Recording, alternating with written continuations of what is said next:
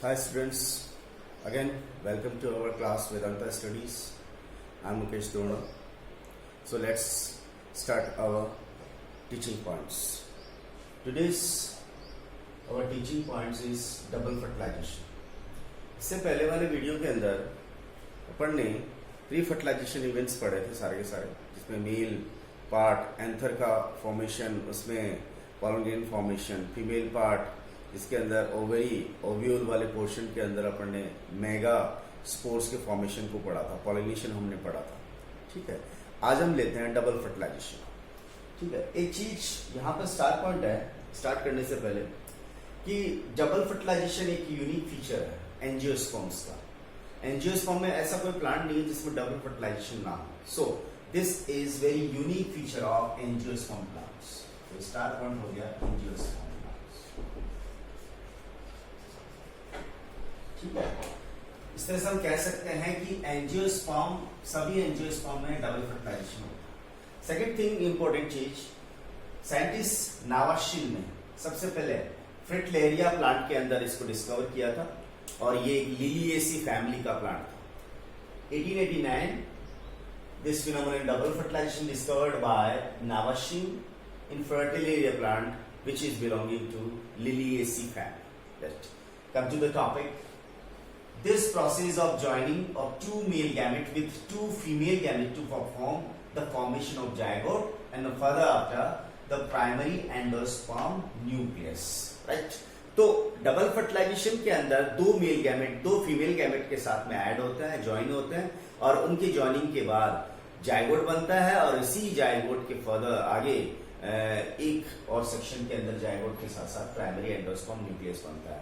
हम जानते हैं कि प्राइमरी एंडोस्पर्म न्यूक्लियस आगे चल करके है वो एंडोस्पर्म बनाएगा जिसका स्टोर है वो कॉटिलेडन्स में होता है। Right, this is very essential और initial foods that will be formed, that will be synthesized for the further development of embryo, developing embryo के लिए। राइट, अब हम बात करें यहाँ पर कि हमने लास्ट छोड़ा था पॉलिनेशन पे, transfer of pollinations from anther to stigma. ये आ गया भैया एंथर, ये आ गया आपका पॉलिनेशंस। पॉलिनेशंस का जर्मिनेशन होने से यानी जर्मिनेटिंग पॉलन ग्रेन से यहाँ क्या राइज हो रही है, पॉलन ट्यूब। और ये पॉलन ट्यूब कहाँ पहुंच जाती है, ओव्यूल्स तक। ओव्यूल्स के अंदर आप देख सकते हैं यहाँ पर एंटीपोडल सेल्स है ओव्यूल के एम्ब्रियो सेक के अंदर, बीच में है सेकेंडरी न्यूक्लियस, एसएन मतलब सेकेंडरी न्यूक्लियस है, एक तरह का फीमेल गैमेट हो गया ये। और जस्ट इसके अपोजिट साइड के अंदर होता है यहाँ पर एग सेल्स और उनको सपोर्ट देने वाली एसएनसी सेल्स। हमें यहाँ पर पॉइंट आउट करना है एग सेल जो फीमेल गैमेट है और एसएन मतलब सेकेंडरी न्यूक्लियस है, दोनों के दोनों एक तरह से इस फीमेल पार्ट के अंदर फीमेल गैमेट की तरह बिहेव करेंगे। राइट, दूसरी साइड जर्मिनेटिंग पॉलन ग्रेन्स की बात करें, जर्मिनेटिंग पॉलन ग्रेन्स के अंदर पॉलन ट्यूब जो राइज हो रही है उसकी ग्रोथ के लिए बेसिकली यहाँ ट्यूब न्यूक्लियस रेस्पॉन्सिबल है। याद रखना, जब हमने स्टार्ट किया था मील गैमेटोफाइट जिसको बोला था, उसके अंदर एक बड़ी सेल थी जिसका नाम था वेजिटेटिव सेल। जब ये वेजिटेटिव सेल जो पॉलन ट्यूब बनाती है, पॉलन ट्यूब की ग्रोथ करवाती है, तो उसका ओनली न्यूक्लियस ही उसमें एंटर करता है, इसलिए उसको ट्यूब न्यूक्लियस कहता है, जो डीजनरेट हो जाता है। रीजन क्योंकि इस पॉलन ट्यूब का, इस ट्यूब न्यूक्लियस का, इस वेजिटेटिव सेल का काम था, इसके न्यूक्लियस का काम था पॉलन ट्यूब को कहां तक पहुंचाना, ओव्यूल्स तक पहुंचाना। इसके बाद ये डीजनरेटिंग हो जाता है, जिनमें यहाँ डीजनरेटिंग करती है। पीछे क्या बचा है, दो मेल गैमेट। दो मेल गैमेट को आप दो मेल न्यूक्लियाई भी बोल सकते हैं। तो यहां पर देखने वाली ऑल ओवर बात यहां पर होगी कि इधर दो मेल गैमेट हो गए और इधर दो फीमेल गैमेट हो गए। ठीक है, इस तरह से हम कह सकते हैं हमने पूरी प्रिपरेशन कर ली, इस प्लांट ने पूरी प्रिपरेशन कर ली, दो गैमेट्स के साथ दो फीमेल गैमेट्स का फ्यूजन करेगा। राइट, अब आप डबल फर्टिलाइजेशन के अंदर इन दो डबल फर्टिलाइजेशन को दो इवेंट्स के अंदर डिस्क्राइब कर सकते हैं, अपन इसको डिवाइड कर सकते हैं। फर्स्ट जो फर्टिलाइजेशन होता है उसे सिंगेमी कहते हैं, जिसमें मेल गैमेट एग सेल के साथ मिलता है और जाइगोट बनाता है।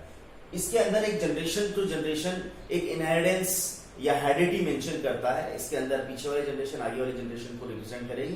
That's why it is generative fertilization. So syngamy and generative fertilization in which a male gamete fuse with egg cells to perform the synthesis of zygote. Right, zygote आगे further growth करेगा, further development करेगा तो embryo बनाएगा, पीछे वाले generation को आगे वाले जनरेशन से बिलोंग करेगा। इसलिए इस सिंगेमी और जनरेटिंग फर्टिलाइजेशन को हम रियल फर्टिलाइजेशन कहते हैं। क्या कहते हैं? रियल फर्टिलाइजेशन, क्योंकि ये पीछे वाले जनरेशन को आगे वाले जनरेशन से रिप्रेजेंट करेगा, इनहेरिटेंस रहेगी, हेरिडिटी इसके अंदर है वो कंटिन्यूटी रहेगी, रिमेन रहेगी। सेकेंड हम बात करें triple fusion vegetative fertilization in which second male gamete fuse with secondary nucleus। यहाँ पर एक चीज इंपॉर्टेंट ये है कि सेकेंडरी न्यूक्लियस यहाँ पर एक रियल फीमेल गैमेट नहीं है। तो रियल फीमेल गैमेट का मतलब यहाँ रियल फीमेल गैमेट है नहीं, फॉल्स फीमेल गैमेट है नहीं, सॉरी फॉल्स फीमेल गैमेट है। इसका मतलब यहाँ पर मेल गैमेट भले ही रियल क्यों ना हो, पर ये फर्टिलाइजेशन रियल नहीं हो सकता है। That's why it is called false fertilization, right. देखिए यहाँ पर second male gamete secondary nucleus के साथ फ्यूज होकर के प्राइमरी एंडोस्पर्म न्यूक्लियस बनाता है, जो आगे फर्दर पोस्ट फर्टिलाइजेशन इवेंट्स के दौरान बनाएगा endosperm, initial food for the further development of developing embryo, right. तो इस तरह से हम कह सकते हैं। यहाँ पर ट्रिपल क्यों बोला अपन ने? ट्रिपल इसलिए बोला यहाँ पर क्योंकि यहाँ पर सेकेंडरी, ये जो सेकेंड गैमेट है वो अपने आप में एक हैप्लॉइड फॉर्म है, और सेकेंडरी न्यूक्लियस में दो न्यूक्लियस हैप्लॉइड मिल चुके हैं, तो यहाँ पर डिप्लॉइड फॉर्म होगी। तो 2n + n, यहाँ पर प्राइमरी एंडोस्पर्म न्यूक्लियस कितना हो गया? ट्रिपल हो गया। That's why it is called triple fusion. और इधर देखिए आप, मेल गैमेट यहाँ पर हैप्लॉइड है, एक्सेल यहाँ पर हैप्लॉइड है, और जाइगोट यहाँ पर बन रहा है डिप्लॉइड। मैंने इससे पिछले वाले क्लास में ये बोला था कि फर्टिलाइजेशन, या मैं ये कहूँ कि सेक्सुअल रिप्रोडक्शन में दो इंपोर्टेंट इवेंट्स होते हैं। फर्स्ट तो होता है आपका फर्टिलाइजेशन, और सेकंड होता है मियोसिस। इन दोनों ही प्रोसेस के अंदर फर्टिलाइजेशन भी हो रहा है और मियोसिस हो रहा है। पर यहाँ पर एक चीज ध्यान देने वाली है कि यहाँ पर फर्टिलाइजेशन हो रहा है हैप्लॉइड गैमेट्स के बीच में, तो हैप्लॉइड गैमेट्स मिलकर के डिप्लॉइड जाइगोट बना रहे हैं। इसका मतलब यहाँ देखिए, अब सेकंड नंबर इस तरह देखिए, यहाँ पर ट्रिपल फ्यूजन में हैप्लॉइड गैमेट्स हैं, बट ये हैप्लॉइड गैमेट नहीं है, ये डिप्लॉइड गैमेट है। यानी हैप्लॉइड गैमेट डिप्लॉइड गैमेट के साथ मिलकर के प्राइमरी एंडोस्पर्म न्यूक्लियस बना रहा है। इसका मतलब ट्रिपल फ्यूजन यहाँ पर रियल फर्टिलाइजेशन नहीं हो सकता, क्योंकि रियल फर्टिलाइजेशन उसको कहते हैं जिसमें दो मेल हैप्लॉइड गैमेट मिलते हैं। तो इस तरह से ये डबल फर्टिलाइजेशन बहुत ही यूनिक फीचर हो गया एंजियोस्पर्म में। ऑल ओवर हम बात करें, सिंगेमी और ट्रिपल फ्यूजन दो इवेंट्स हैं जिसके अंदर जाइगोट डिप्लॉइड और primary endosperm nucleus triploid form में बनता है। इसके बाद हम बात करते हैं नेक्स्ट आपके पोस्ट फर्टिलाइजेशन इवेंट्स के।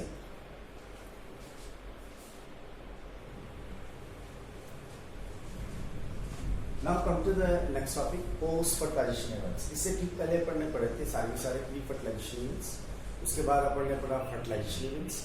अब इस चैप्टर का थर्ड और important part post fertilization events. Post fertilization events in angiosperm plants, in the flowering plants को हम तीन पार्ट्स पे फोर पार्ट पे डिवाइड कर सकते हैं। Endosperm formation, embryo formation, seed formation, fruit formation.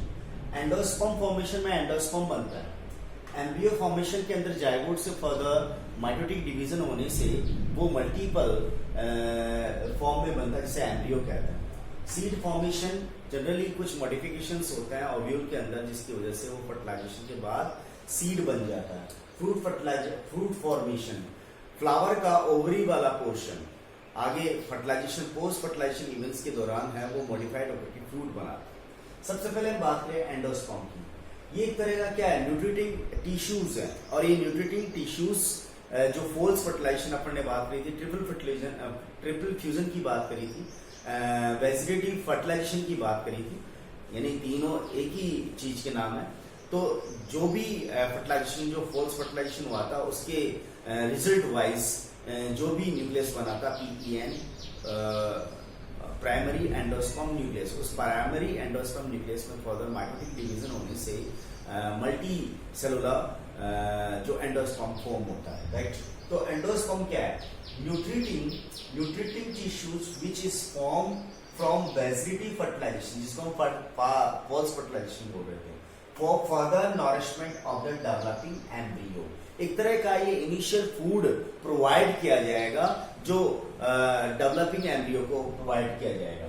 इसी हिसाब से एंडोस्पर्म के डेवलपमेंट का हम यदि बात करें तो डेवलपमेंट प्रोसेस के, ओरिजिन के प्रोसेस के बिहाफ पर हम इसको तीन पार्ट्स में डिवाइड कर सकते हैं। 3 types of endosperms are nuclear, cellular and हीलोबियल।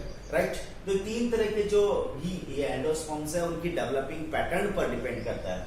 हम बात करें यहाँ पर फोल्स फर्टिलाइजेशन। फोल्स फर्टिलाइजेशन के अंदर प्राइमरी एंडोस्पर्म न्यूक्लियस बना था और ये प्राइमरी एंडोस्पर्म न्यूक्लियस है वो ट्रिप्लॉइड था। तो ध्यान रखना यहाँ पर एंडोस्पर्म किसी भी तरह का क्यों ना हो, भले वो न्यूक्लियर हो, सेलुलर हो या हिलोबियल हो, उसके अंदर जितने भी न्यूक्लियस और जितने भी सेल्स स्ट्रक्चर्स होते हैं वो ट्रिप्लॉइड्स होते हैं, राइट। ये एंजियोस्पर्म की खास बात है।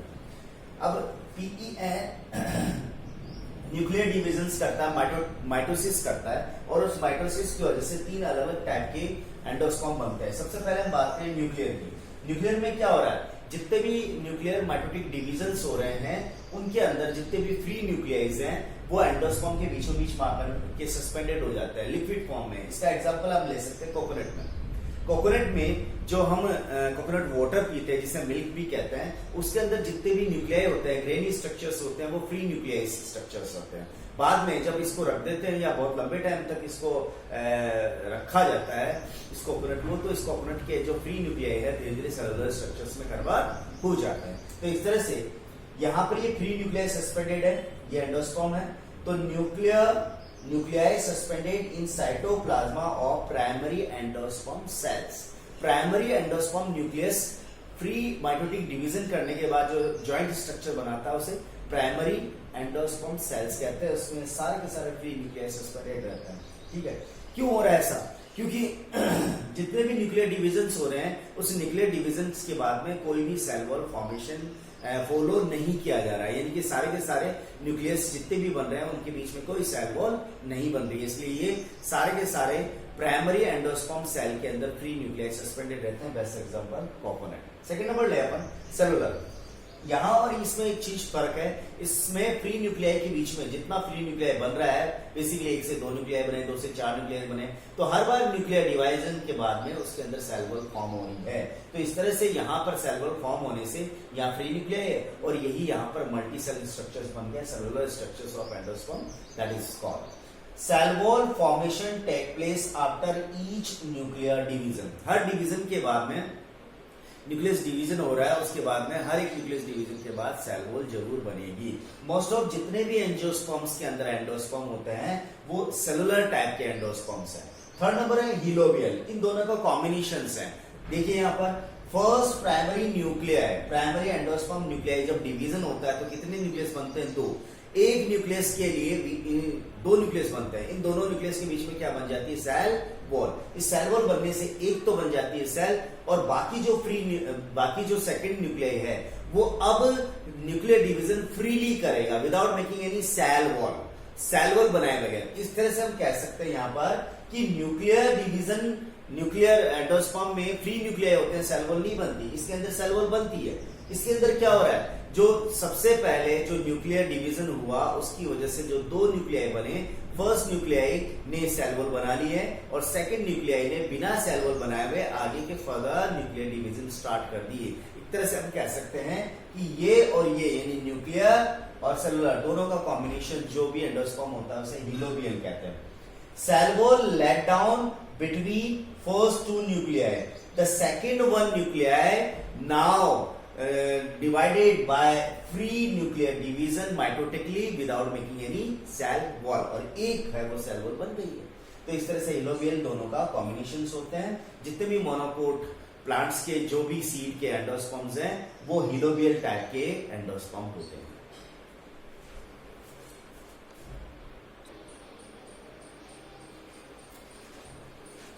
The second point, embryogeny, the formation of embryo। Zygote से एम्ब्रियो बनने के सारे प्रोसेस को हम एम्ब्रियोजेनी कहते हैं, फॉर्मेशन ऑफ एम्ब्रियो कहते हैं। Definition, development of mature embryo from zygote, this process called embryogeny और फॉर्मेशन ऑफ एम्ब्रियो। देखिए यहाँ पर ये जायगोट है, जायगोट, इसको जायगोट मेंशन कर दिया। जायगोट के अंदर एक ट्रांसफर डिवीजन होता है। ध्यान रखना है यहाँ पर फर्टिलाइजेशन के बाद जितने भी डिविजन्स होंगे, सेल डिवीजन होंगे, न्यूक्लियर डिविजन्स होंगे, वो सारे के सारे माइटोटिक होंगे। तो ये जायगोट के न्यूक्लियस के अंदर जो भी डिवीजन हो रहा है, यहाँ पर माइटोटिक डिवीजन हो रहा है, ट्रांसफर डिवीजन हो रहा है, उस ट्रांसफर डिवीजन की वजह से दो सेल्स बन जाती है। ऊपर की तरफ बनती है ये बेसल सेल्स है और ये एपिकल सेल्स है। बेसिक जो बेसल सेल्स है आगे चल के सस्पेंशन बनाती है। सस्पेंशन क्या है? जो एम्ब्रियो की पोजीशन को है वो एम्ब्रियो शेप में लोकेट करके रखे, राइट। ये सस्पेंसर का दो काम हो गया, एक तो लोकेशन एग्जिस्ट करके रखता है, दूसरा ये एंडोस्पर्म से न्यूट्रिशन को एब्सॉर्ब करने में और एम्ब्रियो को देने में हेल्प करता है। ये प्रॉपर एम्ब्रियो है। तो यहां देखिए एपिकल सेल आगे जितने भी डिविजन्स कर रही है उसकी वजह से यहां पर एम्ब्रियो 2 सेल, यहां पर 4 सेल, यहां पर 8 सेल, यहां पर 16 to 32 सेल्स। इस तरह से रेगुलर होने वाले डिविजन्स की वजह से ये एम्ब्रियो यहां पर शेप में चेंज होता चला जा रहा है, राइट। तो यहां पर 2 सेल है, ये प्रो एम्ब्रियो कंडीशन होगी। 4 सेल है, ये प्रो एम्ब्रियो कंडीशन होगी। ये 8 सेल है, ये भी प्रो एम्ब्रियो कंडीशन है। बट 16 to 32 सेल्स के बाद में धीरे धीरे टिश्यूज और डिफरेंट पार्ट्स ऑफ एम्ब्रियो बनना चालू हो जाता है, तो ये प्रोसीड करने लग जाता है मैच्योर एम्ब्रियो की तरफ, राइट। तो सस्पेंशन जो बेसल सेल्स के न्यूक्लियस और सेल डिवीजन की वजह से बन रही है वो सस्पेंशन बन रहा है। ये सस्पेंशन यहाँ पर एंडोस्पर्म से फूड एब्सॉर्ब करके यहाँ प्रोवाइड करने का काम करेगा, जिससे एम्ब्रियो का डेवलपमेंट हो सके। देखिए ए जायगोट है, बी यहाँ पर बेसल सेल और एपिकल सेल्स का फॉर्म है, सी यहाँ पर 2 सेल एम्ब्रियो है, डी यहाँ पर 4 सेल एम्ब्रियो है। अब तक होने वाले डिवीजन एक तरह से रेगुलर हो रहे हैं। अब ई यहाँ पर 8 सेल है, ये भी रेगुलर हो रहा है। बट एफ के बाद में, एफ के अंदर जितने भी डिवीजन्स होंगे, अब 8 सेल बनने के बाद जितने भी डिवीजन्स हो रहे हैं वो इर्रेगुलर हो रहे हैं, सिमेट्रिकल नहीं हो रहे। और सिमेट्रिकल की वजह से एक नई शेप आ जाती है, ग्लोबुलर शेप। ये एक तरह से हार्ट से पहले वाली स्टेज है। उसके बाद और इर्रेगुलर डिवीजन इस एम्ब्रियो पोर्शन में होने से, दिस इज प्रॉपर एम्ब्रियो, ये प्रॉपर एम्ब्रियो है, ठीक है। इससे ठीक पहले ये एम्ब्रियो का पार्ट नहीं है, ये एम्ब्रियो के सपोर्टिंग पोर्शन है। तो ये एम्ब्रियो के अंदर यहाँ पर 16 to 32 cells globular cell structure होगी। अब आगे इर्रेगुलर सेल डिवीजन की वजह से ये एम्ब्रियो किस स्टेज में आती है? Heart shape stage. यहाँ ध्यान देने वाली बात है कि कुछ लेयर्स बनती है। आउटर मोस्ट लेयर को डर्मेटोजन कहते हैं, ये एपिडर्मिस बनाएगा। इसके अंदर की तरफ जितने भी सेल्स हैं उससे कॉर्टेजेंस कहते हैं। ठीक सेंटर में जो सेल्स होती हैं उसको स्टिलर सेल्स और वैस्कुलर सेल्स कहते हैं। जैसे जानते हैं स्टिलर और वैस्कुलर सेल्स इन फीचर है वो जाइलम फ्लोएम और वैस्कुलर टिश्यूज बनाएगी।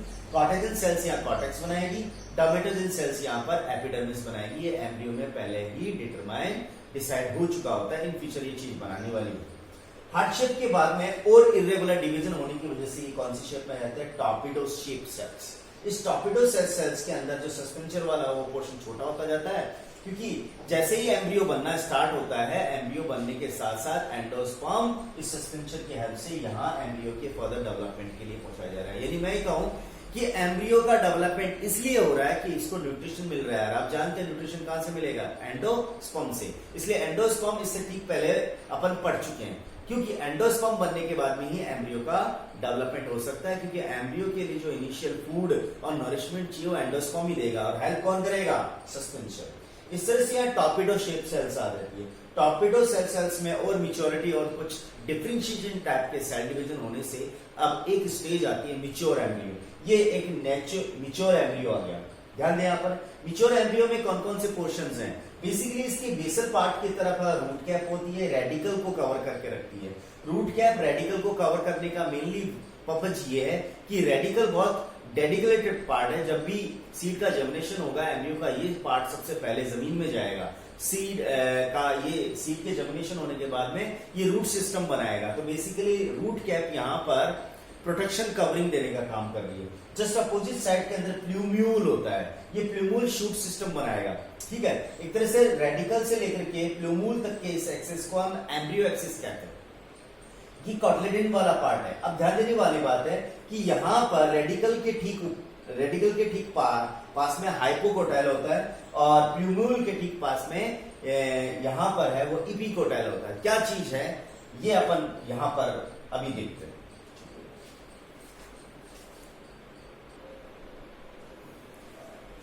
Here is the structure of mature dicot embryo. एक चीज मैं कहना चाहूंगा कि बेसिकली जो अर्ली स्टेज होती है एम्ब्रियो डेवलपमेंट की, भले वो मोनोकोट हो या डाइकोट हो, दोनों में सिमिलर चलती है। एक तरह से लास्ट स्टेज जो आई है आपकी ग्लोबुलर और मैच्योर एम्ब्रियो वाली, वहां से मोनोकोट और डाइकोट्स का डेवलपमेंट थोड़ा डिफर हो जाता है। यानी मैं कहूं कि मिच्योर एम्ब्रियो से ठीक पहले बनने वाले जितनी भी स्टेजेस है वो मोनोकोट और डाइकोट्स में दोनों सिमिलर होती है। अब आ जाए अपन, ये एक मिच्योर एम्ब्रियो है। इस मिच्योर एम्ब्रियो के अंदर जायगोट से सारा जर्नी स्टार्ट हुआ था। तो zygote give rise to the pro embryo and change to the, ये प्रो एम्ब्रियो के बाद में वो प्रो एम्ब्रियो चेंज होता है किसमें, globular shape of the embryo, then heart shape of the embryo, then torpedo shape, and finally as mature embryo. अब mature embryo के अंदर दो इंपॉर्टेंट चीज आ गई, two cotyledons and embryo axis. Embryo axis किसी भी सीड में, किसी भी एम्ब्रियो में वो लोकेशन है जहां पर ये एम्ब्रियो का प्रॉपर फॉर्म है वो एग्जिस्ट होता है। तो यहां से लेके यहां तक बेसिकली पूरा एम्ब्रियो है। ये वाला पोर्शन मैंने एच लिखा है, सॉरी ये वाला पोर्शन मैंने यहां पर आरए लिखा है। आरए का मतलब यहां पर रेडिकल है, रेडिकल, ठीक है। उसी तरह से इस अपर पोर्शन इस एम्ब्रियो के अंदर प्लूम्यूल है, प्लूम्यूल, ठीक है। तो प्लूम्यूल से लेकर के रेडिकल जो एग्जिस्टेंस होती है उसको एम्ब्रियो एक्सिस कहते हैं, ये ई एम्ब्रियो एक्सिस, राइट। तो embryo axis radical, embryo axis plumule है। इनके इन बिटवीन जो एक हॉरिजॉन्टल लाइन जो हम कर रहे हैं वो बेसिकली इसका पार्ट, राइट। रेडिकल की प्रोडक्शन के लिए रूट कैप होती है, RC for root cap, and plumule के ऊपर भी एक कवरिंग होती है जिसे शूट कैप कहा जाता है, राइट। उसी तरह से मैंने यहाँ एच लिखा है, यहाँ पर ई लिखा है। एम्ब्रियो एक्सिस के पोर्शन है एक तरह से, तो एक तरह से ही कहा जाए। अब हम बात करें कुछ फर्दर इसके पार्ट्स हैं। यहाँ पर ई है इपिकोटाइल, एच है हाइपोकोटाइल। अब ये क्या है, portion of embryo axis above the level of cotyledons. Cotyledons के ठीक ऊपर एम्ब्रियो एक्सिस का जो पार्ट होता है उसको हम इपिकोटाइल कहते हैं, नीचे जो होता है उसको हम हाइपोकोटाइल कहते हैं, just opposite. Portion of embryo axis below the level of cotyledons, यानी एम्ब्रियो एक्सिस का वो पार्ट जो कोटिलिडन्स के ठीक नीचे होता है। अभी हम यह बात करें इपिकोटाइल आगे चलकर किस पे कन्वर्ट होता है, terminates with plumule. Epicotyl plumule के साथ में टर्मिनेट्स होगा जब शूट बनेगा। शूट के ऊपर मतलब सीड के जर्मिनेट होने के बाद में जितना भी रूट के अलावा वाला पोर्शन होता है शूट होता है, उसके अंदर स्टेम आगे ब्रांचेज आ गए। तो epicotyl terminates with plumule and hypocotyl terminates with radicle और रूट टिप। ये रेडिकल और root tip for the root system बनाने का काम करते हैं।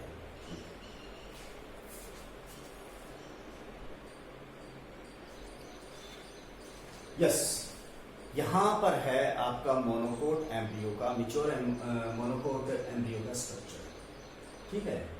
एक मिच्योर मोनोकोट एम्ब्रियो के अंदर वन कोटिलिडन, ये वन कोटिलिडन है, इसको स्कूटेलम कहते हैं, right. And one embryo axis, ये एम्ब्रियो एक्सिस। एम्ब्रियो एक्सिस की एक साइड में प्लूम्यूल होता है जो कवर्ड रहता है कोलियोप्टाइल्स, राइट। ये एक तरह की प्रोटेक्टिंग सीट है इसका। उसी तरह से दूसरे इसके एंड पर होता है रेडिकल, जिस पर एक कवरिंग होती है जिसको कहते हैं coleorhiza, right. So scutellum monocot में वन सीड, मोनोकोट में one cotyledon present in monocot embryo such called scutellum. Coleorhiza, coleorhiza is a protecting sheath और covering sheath which present laying on radical for the protection. Third, coleoptile. Coleoptile is a covering upon plumule. Plumule के ऊपर एक covering seat होती है, उससे हम coleoptile कहते हैं, coleoptile. epiblast or epicotyl, this is a portion of embryo axis above the level of attachment of scutellum. यहाँ लिख देते हैं, the portion of embryonal axis above the level of attachment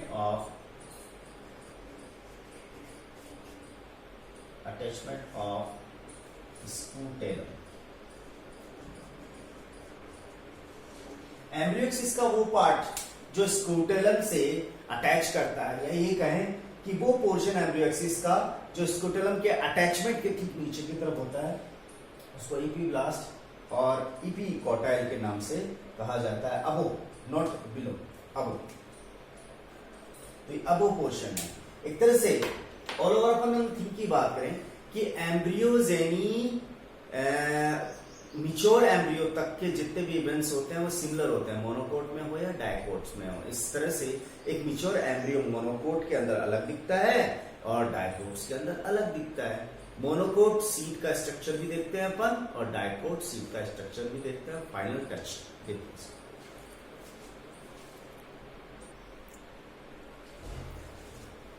Now come to the formation of seeds. Seed को आगे पढ़े उससे पहले अपन ये चीज क्लियर कर ले। किसी भी सीड में if any seed possesses one cotyledon then called monocot. If they have a two cotyledon then called dicot. If endosperm remain even in a mature embryo or seed, एक मिच्योर एम्ब्रियो और seed के अंदर भी यदि endosperm remain करता है उसे albuminous कहते हैं, और नॉन एल्बुमिनस यदि मिच्योर सीड के अंदर एम्ब्रियो के अंदर एंडोस्पर्म रिमेन नहीं करता उसको हम नॉन एल्बुमिनस कहते हैं। इनकी दोनों की डेफिनेशन अभी अपन पढ़ते हैं। बिफोर फर्टिलाइजेशन और आफ्टर फर्टिलाइजेशन की बात करें, ओवेरी पूरी तरह से कन्वर्ट हो जाती है फ्रूट में। फ्रूट दो तरह के हो सकते हैं, फॉल्स और ट्रू, वह आगे देखेंगे अपन। उसके बाद बात करें ओवेरी बॉल को, ओवेरी बॉल कन्वर्ट हो जाती है एपिकाप में, सॉरी पेरिकाप। तो जो पेरिकाप क्या है, पेरिकाप बेसिकली ओवेरी बॉल का मॉडिफिकेशन है। जैसे कि हम पेरिकाप की बात करें, पेरिकाप 3 लेयर्स में मैक्सिमम हो सकती है, एपिकाप, मीजोकाप एंड एंडोकाप। पेरिकाप में 3 डिवीजन्स होते हैं, एपिकाप, मीजोकाप एंड एंडोकाप। उस तरह से हम कह सकते हैं। अब ये पेरिकाप फ्लैशी भी हो सकती है और हार्ड भी हो सकती है। फ्लैशी कई तरह के ऐसे फ्रूट्स हैं जिनके अंदर आप बॉल को हटाते नहीं है, डायरेक्ट खाते हैं, जैसे बेर, जो बेर होता है उसको आप खाते हैं। उसी तरह पीच, पियर, इनके आप कभी भी इनके स्किन को हटाते नहीं है, तो ये एक फ्लैशी पेरिकाप होगी। दूसरी है इसकी जो पेरिकाप की वैरायटी है वो हार्ड, नॉन ईडिबल। नॉन ईडिबल्स के अंदर आ जाते हैं जैसे आपकी ग्राउंडनट, ठीक है, ग्राउंडनट के अलावा आपके एलमोंड, उसी तरह से पी। इनकी जो स्किन होती है, बॉडी वॉल होती है, इसकी ओवरी वॉल जिसे हम पेरिकाप कह रहे हैं, पेरिकाप के डिफरेंट टाइप्स हो सकते हैं। तो पेरिकाप यहाँ पर एडिबल नहीं होती। तो पेरिकाप 2 तरह की होगी, fleshy and non edible. Fleshy है वो एडिबल होती है, और नॉन एडिबल जो हार्ड पोर्शन है वो है। ओव्यूल की बात करें, ओव्यूल आफ्टर फर्टिलाइजेशन सीड में कन्वर्ट हो जाता है। सीड के ऊपर इंटेगुमेंट्स पड़े आपने, वो इंटेगुमेंट्स बन जाते हैं सीड पोड। जिन सीड्स पे 2 इंटेगुमेंट्स होते हैं, आउटर इंटेगुमेंट्स है वो टेस्टा बनाता है और इन इंटेगुमेंट्स है वो टैगमिन बनाता है। टेस्टा और टैगमिन को कंबाइंडली सीड पोड कहा जाता है। ओव्यूल के अंदर जो माइक्रोपाइल होता है वो सीड पोर बनाता है। सीड पोर वो जगह है जहां से एक सीड है वो गैसेस एक्सचेंज करता है, ठीक है। तो ये एक पोर्शन फॉर्मेशन ऑफ सीड्स का आ गया। अब मैं साथ में यहाँ पे एल्बुमिनस सीड्स की बात करूं, टाइप्स ऑफ सीड की बात करूं, तो सीड के 2 मेजर टाइप्स हैं, एल्बुमिनस जिन्हें एंडोस्पोरिक भी कहते हैं, नॉन एल्बुमिनस जिसको नॉन एंडोस्पोरिक भी कहते हैं। ये बेसिस क्या है, यहां पर विशेष है, depends on the presence of और absence of endosperm in seed. Seed, mature seed के अंदर एंडोस्पर्म मौजूद है कि नहीं, तो इस तरह से बेसिस क्या है, डिपेंड्स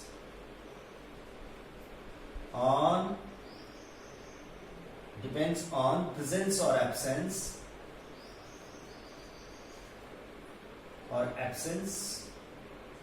of endosperm। एक मिच्योर सीड में एंडोस्पर्म बचा हुआ है या नहीं है, इसके बिहार पर सीड कहते हैं। एल्बुमिनस यानी कि एंडोस्पर्म प्रेजेंट है, मिच्योर सीड के अंदर एंडोस्पर्म मौजूद है, नॉन एल्बुमिनस मिच्योर सीड में एंडोस्पर्म मौजूद नहीं है। अब क्यों नहीं है?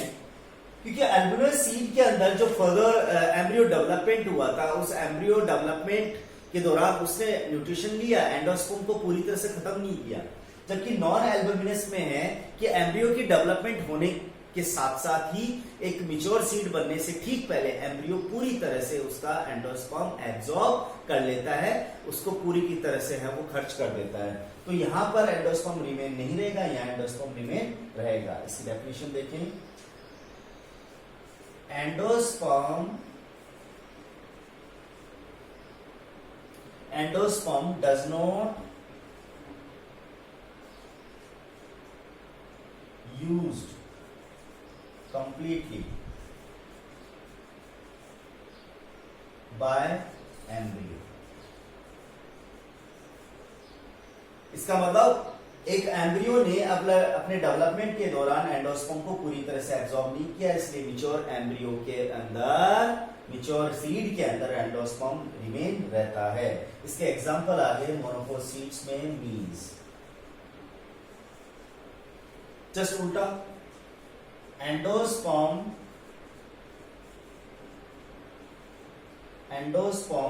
completely used by developing embryo।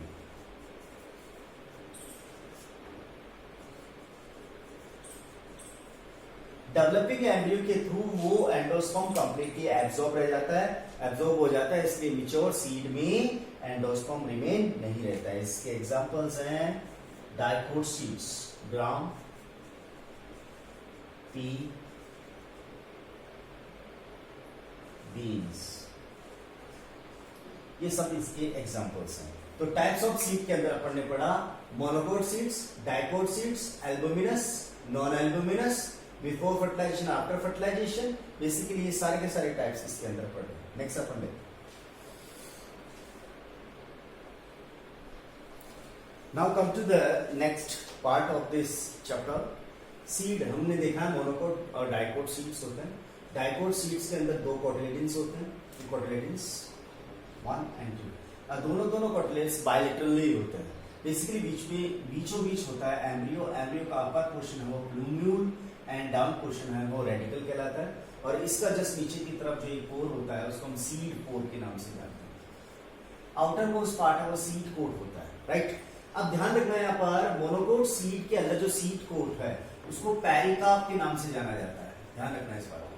तो सीड कोट पेरिकार्प के सिमिलर है यहाँ पर मोनोकोट्स के अंदर। मोनोकोट्स के अंदर देखिए यहाँ पर कि इसके अंदर वन लेटरल साइड के अंदर एक मोनोकोट होता है जिसको कोटिलेडन होता है, जिसको स्कूटुलम कहते हैं। इसके अपर पोर्शन के अंदर एंडोस्पर्म होता है, ये हार्ड शील्ड शेप्ड है, वन साइडेड के अंदर होता है, इसलिए इस कोटिलेडन को स्कूटुलम कहते हैं। इसके लोअर पोर्शन के अंदर होता है एम्ब्रियोक्सिस, अपर पोर्शन में प्लूम्यूल जो कवर रहता है कोलियोप्टाइल से, और नीचे लोअर एम्ब्रियोक्सिस के नीचे पोर्शन के अंदर रेडिकल रहता है जिसको कवर किया जाता है कोलियोराइजा से। तो इस तरह से सीड के टाइप्स अपन ने देखे, monocot, dicot seed, albuminous, non albuminous seeds.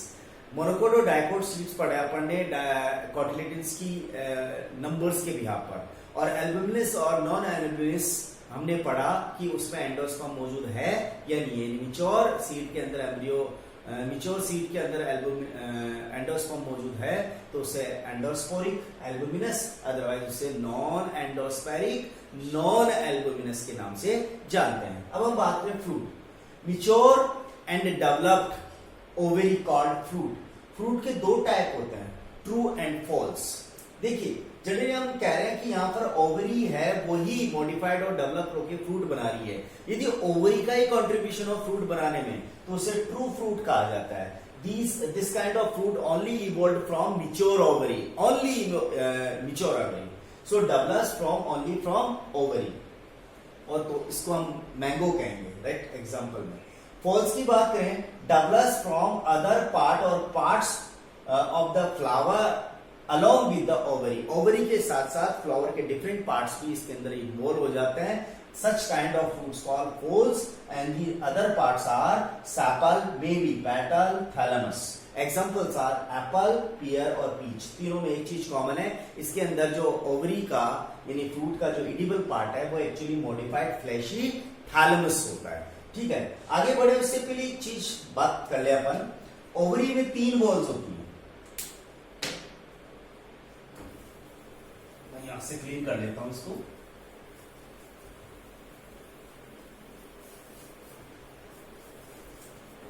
इससे ठीक पहले अपन ने ये चीज क्लियर करी थी कि before fertilization and after fertilisation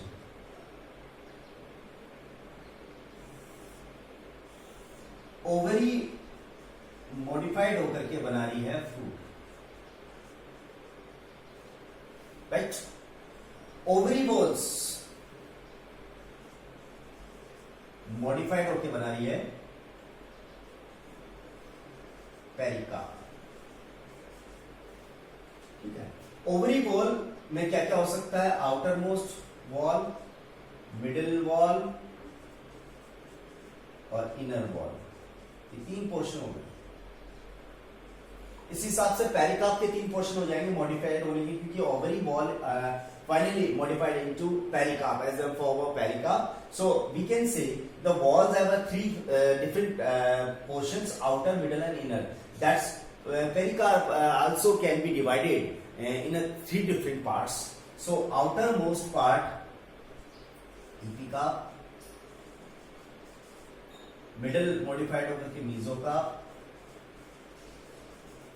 और inner है वो endocarp में कन्वर्ट हो जाता है। अलग अलग फ्रूट्स के अंदर इनके पोर्शन अलग अलग होते हैं। मैं कहूं मैंगो में छिलका यानी स्किन उतार के फेंक देते हैं, वो एपिकार्प पोर्शन है। जो फ्लैशी पोर्शन जिसका हम पल्प निकालते हैं वो मीजोकार्प है, और जो गुठली के ऊपर फाइबरस स्ट्रक्चर्स होते हैं उसे एंडोकार्प कहते हैं। उसी तरह से मैं बात करूं ग्राउंडनट की, ग्राउंडनट में जो एक फ्रूट पे शेल होता है ऊपर की तरफ पूरा कवरिंग होता है उसको एपिकार्प कहते हैं, और एपिकार्प के साथ में तीनों पोर्शन आ गया, अंदर की तरफ उसमें सीड वाला पोर्शन हो गया। तो इस तरह से हम कह सकते हैं कि सीड और फ्रूट एक तरह से सीड मॉडिफिकेशन है, ये डेवलप होता है, ये इवोल्व होता है किससे? ओव्यूल से, जबकि फ्रूट इवोल्व होता है from the mature ovary after their further development. यदि वो ओवरी से ही फ्रूट बन रहा है तो उसे हम ट्रू फ्रूट कहेंगे, और ओवरी के साथ फ्लावर के डिफरेंट पार्ट्स भी यदि इन्वॉल्व हो रहे हैं तो ऐसी कंडीशन में उसे ट्रू न बोल करके फॉल्स फ्रूट कहा जाएगा। एप्पल उसका बेस्ट एग्जांपल है। ठीक है, लास्ट क्वेश्चन की बात करें।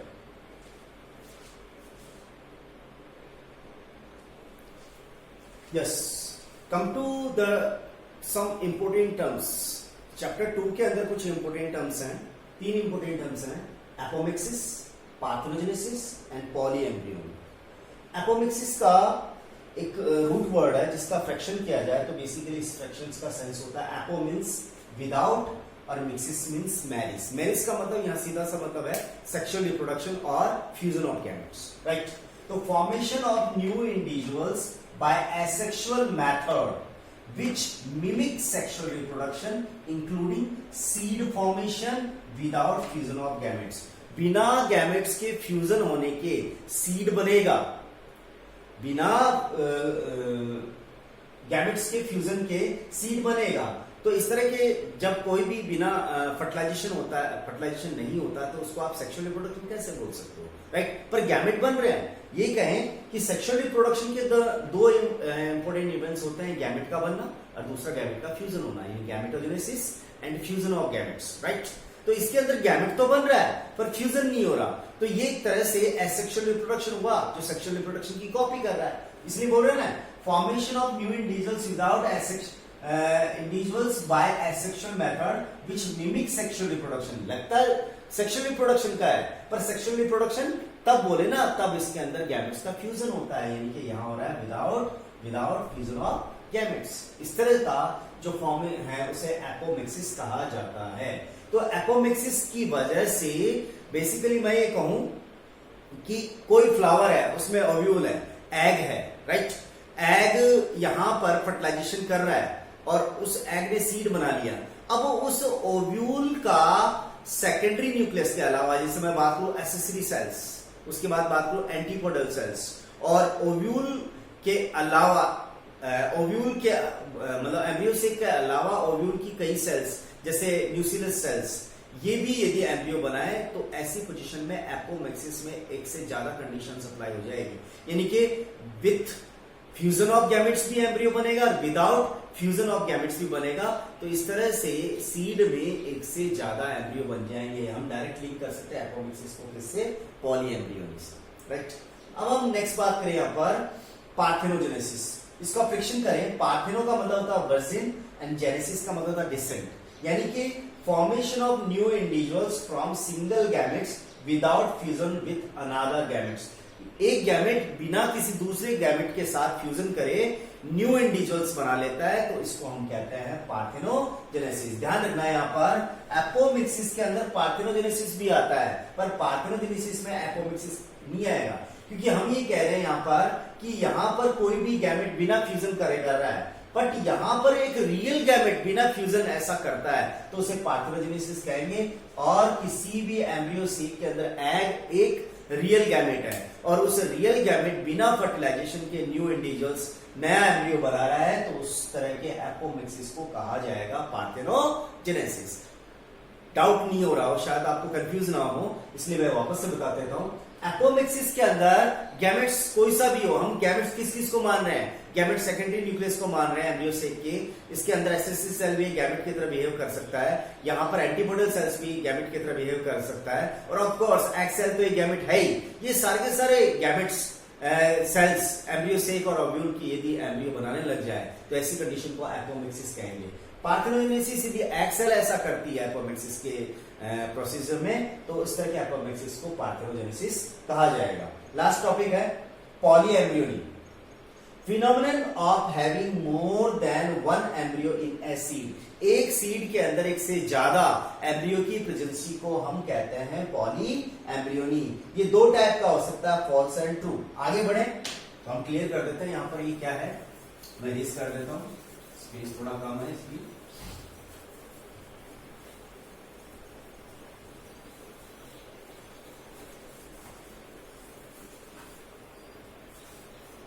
एक सिंगल सीड, ये एक सिंगल सीड है, इस सिंगल सीड के अंदर बहुत सारे एम्ब्रियो आ जाए,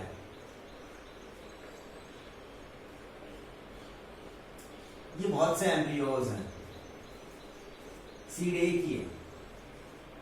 तो मेरा एक जनरल सा क्वेश्चन है, क्या सीड के अंदर एंडोस्पर्म लिमिटेड है या अनलिमिटेड है?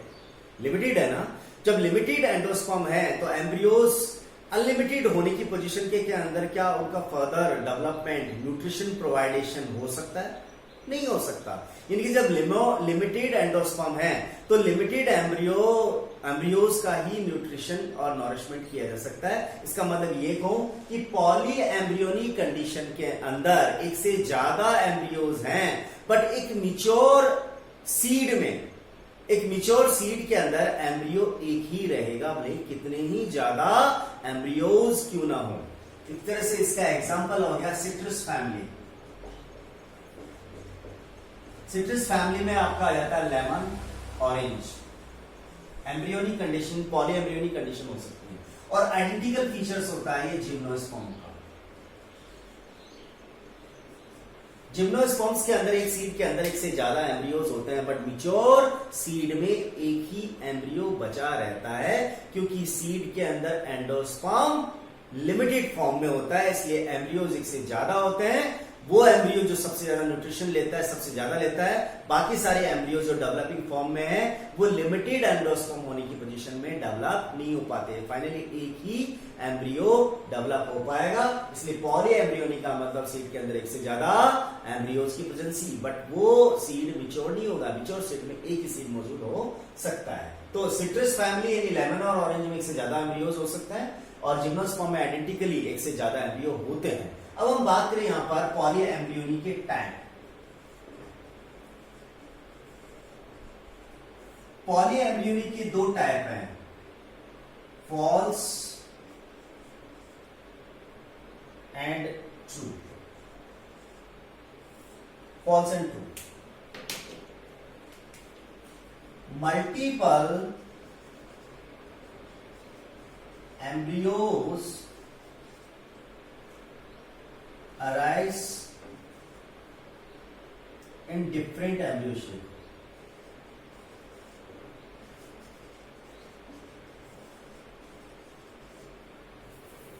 एक ओव्यूल में एक से ज्यादा एम्ब्रियो शेक है। हर एक एम्ब्रियो शेक एक एम्ब्रियो का फर्दर मॉडिफिकेशन होगा। देखिए अपन, ये एक ओव्यूल है और इस ओव्यूल के अंदर ये एम्ब्रियो शेक है, ये भी एम्ब्रियो शेक है और ये भी एम्ब्रियो शेक, ये भी एम्ब्रियो बना रहा है, ये भी एम्ब्रियो बना रहा है, ये भी एम्ब्रियो बना रहा है। हम जानते हैं ओव्यूल आगे चल के किस में कन्वर्ट हो जाएगा, सीड में। तो सीड के अंदर ये भी एम्ब्रियो मौजूद हो गया, ये भी एम्ब्रियो मौजूद हो गया और ये भी एम्ब्रियो मौजूद हो गया, यानी कि यहाँ पर पॉली एम्ब्रियोनिक कंडीशन आ गई। यानी multiple embryos 1 2 3 arises in different embryo shape 1 2 3 in a same seed which is modified or developed evolved from ovule। तो इस कंडीशन को हम कहते हैं false। दूसरा यहां पर हो गया multiple embryo arise in same embryo shape. एक ही एम्ब्रियो शेप के अंदर हो। कैसे? ये एक ओव्यूल है, आगे चल के सीड बना लेगा। इसके अंदर एम्ब्रियो शेक है, एक ही एम्ब्रियो शेक है, ये एम्ब्रियो शेक है। यहां पर इस एम्ब्रियो शेक के अंदर क्या क्या हो सकता है? एंटीपोडल सेल्स हो सकती हैं। इसके अंदर सेकेंडरी न्यूक्लियस होगा ही होगा। इसके अंदर हो गया आपका सिनेर्जिक सेल्स और ये एग सेल। ठीक है, देखिए क्या क्या चांसेस हैं। एम्ब्रियो शेक के अंदर एंटीपोडल सेल्स एम्ब्रियो बना सकती है। कितने एम्ब्रियो बना सकती है भैया? 3 एम्ब्रियो बना सकती है, क्योंकि 3 एंटीपोडल सेल्स होती है। एक एम्ब्रियो शेक में 3 एंटीपोडल सेल्स 3 एम्ब्रियो बना सकती है। 2 असेसरी सेल्स जिन्हें सिनर्जिट कहते हैं, वो 2 एम्ब्रियो बना सकती है। और खुद एग सेल एक एम्ब्रियो बना सकती है। एग सेल एक एम्ब्रियो बना सकती है। तो एक तरह से मैं कहूं कि मल्टीपल एम्ब्रियो, कितने एम्ब्रियो बन रहे हैं यहां पर? ये भी एम्ब्रियो बना रहा है, ये भी एम्ब्रियो बना रहे हैं, ये भी एम्ब्रियो बना रहे हैं। ये 3 4 5 6, यानी कि एक सीड जो ओव्यूल से जनरेट हो रहा है, जिसमें एक ही एम्ब्रियो शेक है, उसके अंदर टोटल 6 एम्ब्रियोज बन सकते हैं। तो डेफिनेशन क्या हुई? Multiple embryo arise in same embryo shake. ये एम्ब्रियो शेक के अंदर सेमली यहां पर चलता है। तो इस तरह से ये आपका चैप्टर फिनिश होता है। Now we have completed our second chapter. Second chapter के अंदर जितने भी आपके डाउट्स और प्रॉब्लम्स हैं, उनकी लाइव क्लास होगी आपकी। नेक्स्ट लाइव क्लास मेरी होगी फ्राइडे 24 अप्रैल। उस दिन अपन इसके डाउट्स क्लियर करेंगे। वर्कशीट जो साथ में दी जा रही है उसको सॉल्व करें प्लीज, और अपनी स्टडी को रेगुलरली रिवाइज करते हुए स्टडी करें। ठीक है, तो इस पूरे चैप्टर के अंदर जितने भी पोर्शंस आए हैं, उन सभी पोर्शंस को रिवाइज करें। Thank you.